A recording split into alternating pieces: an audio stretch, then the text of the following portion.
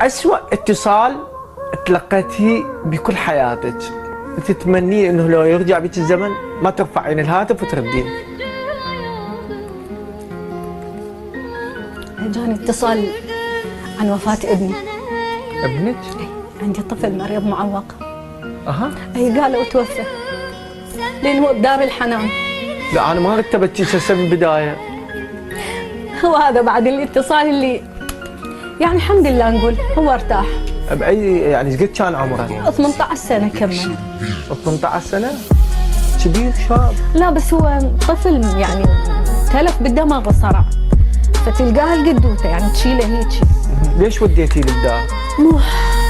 يعني على مود الامكانيه بذاك الوقت، هو يراد له مداراه خاصه، يعني حتى الامريكان كانوا يفترون بالمناطق يقولون هذا يحتاج شلون ممرض خاص الى علاج اكسجين، علاج